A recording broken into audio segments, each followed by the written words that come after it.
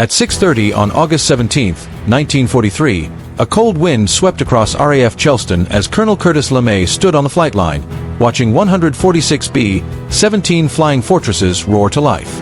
Today's mission would prove, once and for all, whether America's belief in daylight precision bombing was brilliant strategy or a deadly mistake. The target, Regensburg, Germany, a city 430 miles inside enemy territory, far beyond the reach of any Allied fighter escort. 4 hours, the Luftwaffe would have the bombers all to themselves. British officers who had seen their own daylight raids collapse back in 1940 said nothing. They already knew what was coming. The Americans were about to face a lesson the British had learned in blood. LeMay, only 36 years old, had commanded the 305th Bomb Group since late 1942. In just 3 months, the 8th Air Force had lost over 200 heavy bombers over Europe.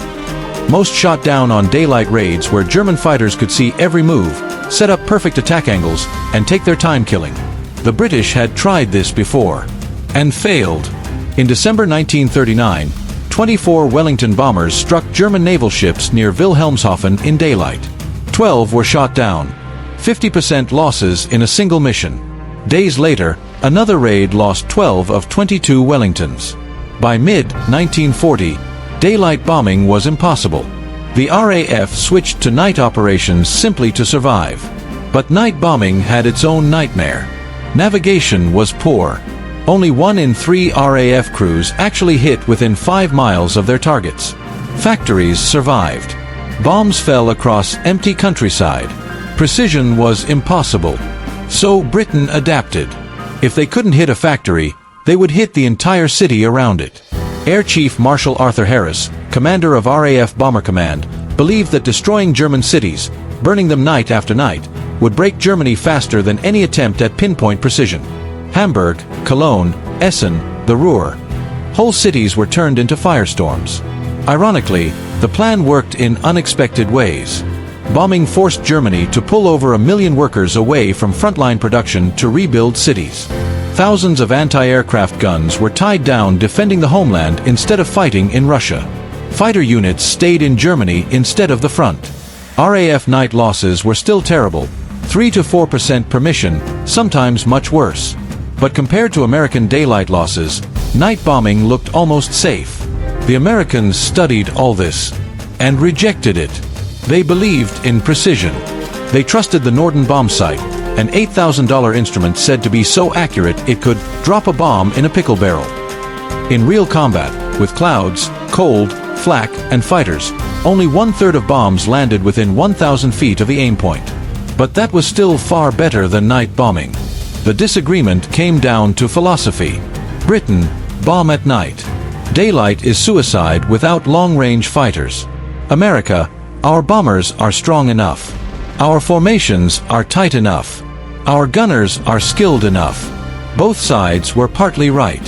Both had evidence. But the Americans refused to change doctrine. The price was staggering. Between June and August 1943, a bomber crew had only a 25% chance of finishing their required 25 missions. 3 out of 4 would die, be captured, or be wounded out of the war. German fighters attacked in waves, head-on, from below, from the sun. They fired from 800 yards, where American gunners could barely reach. If a bomber fell out of formation, it was doomed. German pilots called these survivors stragglers, and they tore them apart. The Luftwaffe had been perfecting these tactics for 3 years. They knew exactly how to break a formation. The 305th Bomb Group, the one LeMay shaped, would later lose 13 aircraft on the second Schweinfurt raid, the highest of any group that day. By the end of the war, the group would lose 154 bombers missing in action. LeMay's combat box formations were brilliant and became standard across the 8th Air Force. But they could not stop the losses in 1943. American leaders argued that precision bombing would shorten the war, destroy German industry faster than area bombing could. The logic was sound, but the results were not. Factories rebuilt. Production dispersed. Oil refineries repaired. The targets the Americans believed were critical often turned out to have backups elsewhere. Meanwhile, RAF night bombing was burning entire cities to ash and forcing Germany to waste massive manpower on recovery. The core disagreement remained unchanged. Britain, no fighter escort means daylight bombing is suicide. America, tight formations and heavy guns will protect us. But weather, mechanical faults, and navigation errors always opened gaps. A bomber out of position was dead. Even a flight of 3 drifting from the main force was dead. And the crews knew the math. Most would never see their 25th mission. And that was the reality Colonel LeMay faced as the engines thundered across the runway at Charleston that morning. The worst was still ahead. They knew the math. Most crews would never finish their 25 mission tour. Yet every morning, they still walked past empty bunks, attended another memorial service, and stepped back into their aircraft because that was the mission. Survival depended on skill, and a whole lot more on luck. You could fly the tightest formation in the entire group, but if German fighters picked your section, or if a flak burst found your wing, no amount of training could save you. 10-hour missions at 25,000 feet pushed men to the limit. The B-17 wasn't pressurized. Temperatures dropped to 30 below zero.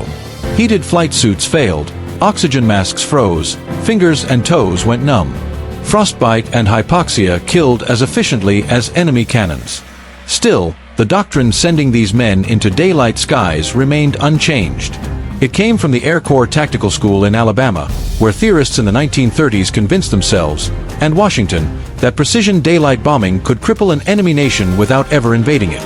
Officers like Harold George, Kenneth Walker, and Haywood Hansel believed modern industry was a fragile web. Destroy a few key factories, and the whole system collapsed. For their theory to work, bombers needed to fight through enemy defenses alone. So the aircraft themselves were designed as airborne fortresses. The B-17G carried 13.50 caliber machine guns. In formation, hundreds of guns overlapped, creating a wall of fire the theorists believed no fighter could penetrate. It had to be true, because if bombers couldn't defend themselves, then strategic bombing, and the dream of an independent American air arm, collapsed completely. General Henry Hap Arnold, commander of the U.S. Army Air Forces, built his entire career on this idea. He pushed for B-17 production. He built the 8th Air Force in England specifically to prove daylight precision bombing could win the war. If that doctrine failed, everything he had fought for failed with it. But by late 1942 and early 1943, the numbers were becoming terrifying. In August alone, the 8th Air Force lost over 100 heavy bombers and more than 1,000 aircrew. And with every deeper penetration into Germany, losses rose. The Luftwaffe wasn't weakening, it was adapting. More fighters, more skilled pilots, more coordinated defenses. The British knew this story, they had lived it. Churchill had warned the Americans from the start that daylight bombing was suicide.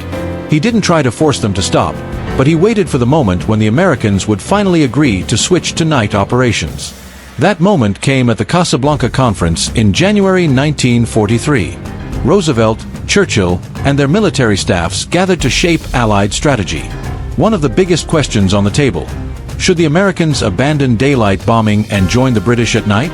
Churchill argued fiercely that they should. He presented cold statistics from 1939 and 1940. British daylight raids had been massacred until the RAF shifted to night attacks. Their losses dropped to 3 or 4% per mission. Meanwhile, American daylight losses often hit 6 to 8%, and on deep strikes, even 15. At 15%, a bomber group could be wiped out in a handful of missions. Even at 6%, a crew barely had a coin flip chance of finishing their tour. Roosevelt listened. Arnold listened. And the pressure mounted. Switching to night bombing would save thousands of American lives. It would increase total tonnage of bombs dropped on Germany. It would unify Allied planning. But it would also kill the doctrine of daylight precision forever. Arnold needed someone who could defend that doctrine, someone Churchill would respect. He called for Brigadier General Ira Eaker. Eaker commanded 8th Air Force bomber operations in England. He had flown missions himself, seen the losses firsthand, and still believed daylight precision was the key to victory. Arnold gave him 24 hours to prepare arguments that might determine the future of American air strategy. Eaker worked through the night of January 19th. He knew Churchill's case was strong, built on hard facts and years of experience. But Eaker also knew something Churchill couldn't ignore: Long-range escort fighters were coming. Drop tanks were being tested. The P-51 Mustang, with a British Merlin engine, promised range and power no fighter had ever achieved. If America could hold on long enough, daylight bombing would become survivable.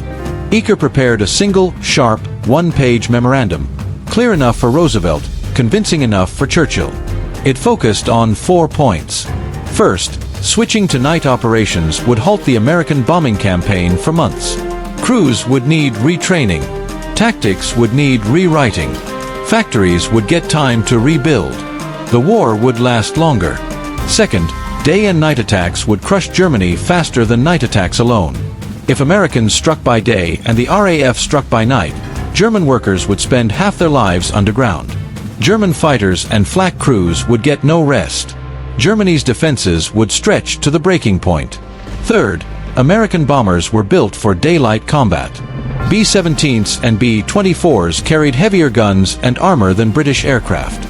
Their combat box formations concentrated firepower like nothing the RAF used. Fourth, only daylight precision could destroy the true choke points of German industry. Ball bearing plants, synthetic oil, aircraft factories. Night bombing could burn cities. Only daylight could kill the factories themselves. Eaker delivered his memo to Churchill on January 20th. Churchill read it slowly. Then he summoned Eaker for a private meeting that lasted more than 2 hours. But the triumph at Regensburg and Schweinfurt didn't last long. As the weeks passed, it became clear that the Luftwaffe had absorbed the lesson even faster than the Americans expected. German commanders realized the bombers were most vulnerable during the long hours before escort fighters could reach them, and they reorganized their entire air defense system around that single weakness. Fighter units were pulled from France, Norway, even training schools, and massed into huge strike groups, sometimes more than 100 aircraft at a time. Their attacks came in coordinated waves. The first shattered formation discipline, the second hit the isolated bombers, and the third hunted anything limping for home. In a battle of attrition, Germany held the advantage. Fighters were cheaper, faster to build, and required fewer trained men than a fully crewed B-7. Among the German pilots adapting to this new approach was Colonel Heinz Baer, already a veteran with over 200 kills. He had spent years honing tactics against Allied bombers and now perfected the head-on attack. Instead of coming from behind, he dove straight toward the formation, firing his 20mm and 30mm cannons from nearly 800 yards, well outside the range of the bomber's .50 caliber guns. A single accurate burst into the cockpit could end a crew's life instantly. Baer used the method with ruthless efficiency. During the Schweinfurt raid, he downed 4 B-7s, 2 with head-on shots that killed both pilots, 1 that dropped out of formation after losing an engine, and the last a crippled bomber trying to limp home on 3 engines. He landed, refueled, rearmed, and went back up again. German pilots like Baer respected the courage of the American crews, but respect didn't soften their duty. Bomber airmen had no maneuverability, no escape options. They flew straight into gunfire and stayed there. Even Baer later admitted it took a different kind of bravery to keep climbing into a B-7 knowing the odds of survival were shrinking each month. By late September 1943, the Luftwaffe's defense network had reached brutal efficiency. Coastal radar stations tracked bomber streams long before they crossed the channel. Controllers vectored interceptors perfectly, and the attack waves hit with frightening coordination. Losses reflected that precision. The 8th Air Force lost 105 heavy bombers in September alone. October was even worse. 30 went down in the Bremen raid on the 8th, another 30 over Munster on the 10th. And then came October 14th, Black Thursday, the second strike on Schweinfurt. Intelligence assessments showed that the ball-bearing plants hit in August had largely recovered and were again operating at full capacity. Striking them a second time, analysts argued, could once more disrupt German armaments. So the 8th Air Force launched 291 B-17s toward Schweinfurt, straight into a German defense that was fully prepared. More than 300 Luftwaffe fighters attacked in coordinated waves from Belgium all the way to the target and back. Although American gunners downed several interceptors, the German attacks did not stop. Formations broke apart. Damaged aircraft spiraled down trailing smoke. Some exploded when flames reached their bomb bays. Others simply disintegrated after repeated cannon hits. By the end of the day, 60 B-17s were lost, and 17 others returned too damaged to fly again. More than 650 crewmen were killed, wounded, or captured. 5 bomb groups suffered losses exceeding 30%. The 100th Bomb Group lost more than half its aircraft. The 305th lost 13, more than any other unit that day. Schweinfurt was hit, but the results were underwhelming. While the August strike had cut production by roughly a third, the October raid reduced it only about 10%. German industry had dispersed manufacturing and tapped reserve stocks and neutral suppliers. The immediate strategic effect was far smaller than hoped, and the attrition was unsustainable. At more than 20% losses per mission, a bomber crew could expect to survive only a handful of operations. After Black Thursday, deep raids into Germany were halted. The 8th Air Force restricted itself to targets within escort range. Anything deeper inside Germany was effectively off-limits until a solution appeared: long-range escort fighters. But in late 1943, no escort had the needed endurance. The P-38 struggled at bomber altitudes, the P-47 lacked range even with drop tanks, and British Spitfires had even less endurance. The P-51 Mustang existed largely on paper, not yet in frontline strength.